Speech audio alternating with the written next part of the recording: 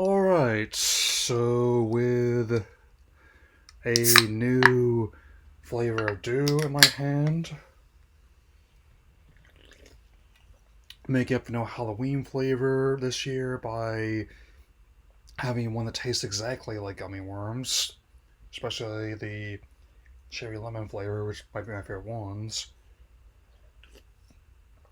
and a new Paul Thomas Anderson adaptation and of an acclaimed novel by Thomas Pynchon.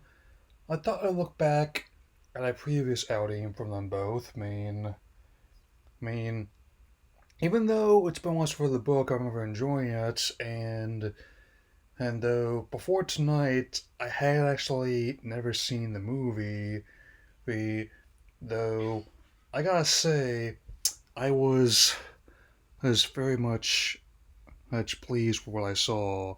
So here are my first viewing thoughts on the 2014 adaptation of Inherent Vice. So let's begin. The story takes place in the year 1970 in the town of Gordita Beach, California. No relation to the entree, I assure you, at least not that I know of, in which a private investigator, either with had a very laid back persona, uh, named Larry Doc Sportello, played by Joaquin Phoenix. Leads a very talented cast, also includes Alexa Josh Brolin and Benicio del Toro, and Owen Wilson and Catherine Waterston, among many others. He ends up uh, investigating a real estate scheme aimed by a a couple of corrupt moguls who want to have an old community raised part of their own set of luxury condos. Sure enough, one of the conspirators is found dead and the other has been kidnapped. So, over the course of 148 minutes, all, as you can imagine, does not go smoothly. So, much like the novel is based on, it's certainly not a conventional approach to a typical detective story. But then again, PTA is not a conventional filmmaker in any sense of the word. He always managed to imbue anything he tackles with a unique look and feel, and making it engaging. One of the few people I know who can make a runtime well over 2 hours feel like a fraction of that.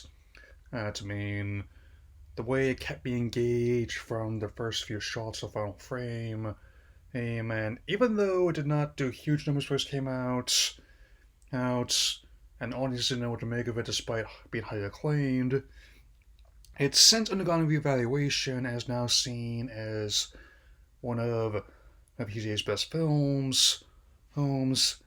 Even the author was impressed by what PJ had done. On like the way he approached the screenplay, he actually wrote out the book page by page and went from there. So, it's definitely one that captures the offbeat nature spectacularly well. Where a lot of the usual story beats, beats in unique ways can easily be played with comedy as much as I played seriously. While it's not uncommon for people like this to escape from their captors, I gotta say this is the first time I've seen after breaking out their on smashing the lid or toilet tank off of someone's head to escape. I mean, let's just say the biker's not getting up from that one at all. Oh, such a fitting way to flush the rest of his reputation. So, naturally, I am looking at this because as I was not able to get my ticket for the latest film from this writer and director, or One Battle After Another. I saw the trailer when I was at Sinners early in the year, and always intrigued me ever since. Where which the movie is inspired by Pynchon's novel Vineland, and and something tells me that based on my previous appreciation of this director and now just coming off of this movie, I'm likely going to enjoy it, and it's also potentially on track to beat expectations, especially given a year where anything goes. I mean, theatrically, I mean, if you were to ask me whether or not it'll break Warner's current streak or they will go 8 for 8, I do not know. I guess we'll find out soon enough. And I am going to do my best to pick up the shiny Koraidon and Miraidon codes tomorrow, though my understanding is that there's some supply issues. I mean, it was depending on where you are. I mean, I live in a state where I first learned the motto "first come, first served." And one last thing, I managed to complete one of the Batman related video scripts I've got cooking.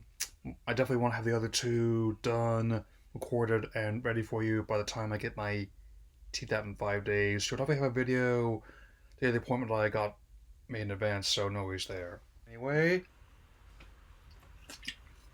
that's all I have to say for now, and I'll see you all again very soon, so take care, everyone.